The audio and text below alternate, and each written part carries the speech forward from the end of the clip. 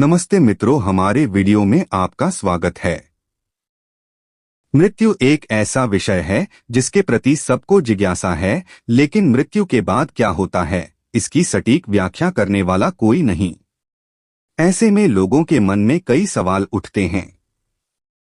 उनमें से एक सवाल यह भी है कि क्या मृत्यु के बाद आत्मा के अपने परिवारजनों या सगे संबंधियों से संबंध समाप्त हो जाते हैं। वैसे तो कहा जाता है कि आत्मा न जन्म लेती है और न मरती है। जिस दिन आपने यह सत्य समझ लिया, आपके मन से मृत्यु का भय चला जाएगा। लेकिन लोग अक्सर यह भूल जाते हैं कि अधिकतर मनुष्यों के लिए इस सत्य के प्रति जागरूक होने का कोई मतलब नहीं, क्योंकि उनका उनकी आत्मा से ही कोई संबंध नहीं होता। मरने का भय अथवा दुख उन्हें अपनी आत्मा के अस्तित्व से जुड़ी चिंता को लेकर नहीं होता, बल्कि इस भौतिक जगत के सुखों को छोड़ने का होता है, अपने भौतिक शरीर को छोड़ने का होता है, अपने सगे संबंधियों को छोड़कर जाने का होता है।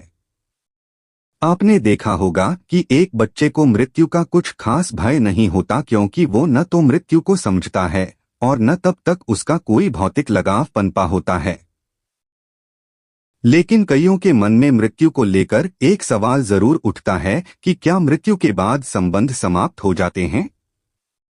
वैसे तो इस सवाल का कोई ठीक जवाब नहीं, लेकिन वेदों की मदद से कुछ कड़ियां अवश्य जोड़ी जा सकती हैं। गरुड़ पुराण में कहा गया है कि जब कोई आत्मा मरती है तो वह कम से कम 30 सेकंड या कई बार 3 दिन, 13 महीने अथवा 3 साल का समय लेकर भी फिर से जन्म लेती है। अगर उनके जन्म लेने में काफी समय रहता है तो फिर वह अधोलोक या पितृलोक चली जाती है। अगर वह आत्मा 30 सेकंड या कुछ दिनों में ही जन्म ले लेती है तो यह सोचना मुश्किल है कि उसका उसके सगे संबंधियों से कोई रिश्ता रह जाता है। हाँ, लेकिन एक पुनर्जन्म की घटना जरूर हुई थी, जिसमें एक्सीडेंट में मरने के आधे घंटे बाद ही एक आत्मा ने जन्म ले लिया और उसे अपने पिछले जन्म के सभी परिवार वालों के बारे में याद था। ऐसे कई केस आए हैं जिनमें लोगों को पिछले जन्म की बातें याद हैं। इसका अर्थ है कि आत्माएं स्मृतियों के साथ जन्म लेती हैं। इसके अतिरिक्त शास्त्रों में इस बात का भी जिक्र किया गया है कि कुछ आत्माएं अकाल मृत्यु या किसी प्रयोजन के कारण इस जगत को छोड़कर जा नहीं पाती। इसका अर्थ है कि कुछ आत्माएं जब अकस्मात चली जाती हैं या जो दोबारा जन्म नहीं लेती लेकिन मोहवश दोनों लोकों के बीच फंसी रह जाती हैं, वो चाहकर भी अपने सगे संबंधियों से रिश्ता नहीं तोड़ पाती। हालांकि सारा खेल स्मृतियों का है। जो पुनर्जन्म लेते हैं वो भी धीरे धीरे पिछले जन्म की बातें भूलते जाते हैं, और जो आत्माएं जन्म नहीं लेती वो भी अपने मृत्यु से वक्त के साथ अपनी सभी स्मृतियों को खो देती हैं।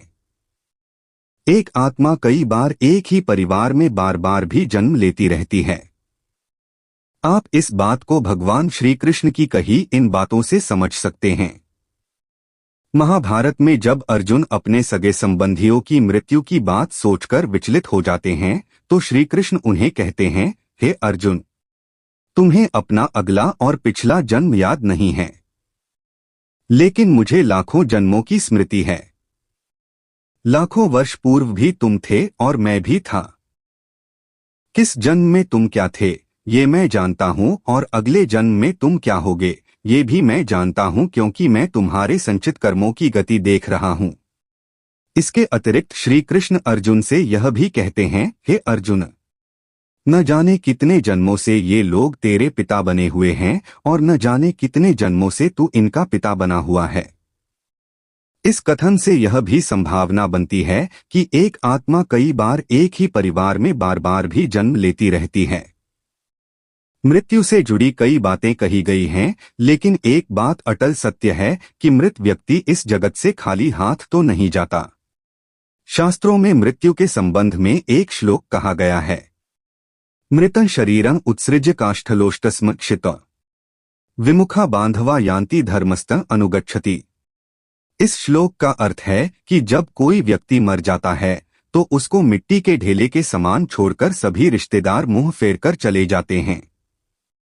मृत्यु के बाद कोई उसके साथ जाने वाला नहीं होता, लेकिन एक धर्म ही है जो उसका संगी होता है। वेदों की माने तो व्यक्ति अपने धर्म के साथ साथ अपने संचित कर्म भी साथ ले जाता है ताकि वह अगले जन्म में उसको चुकता कर सके।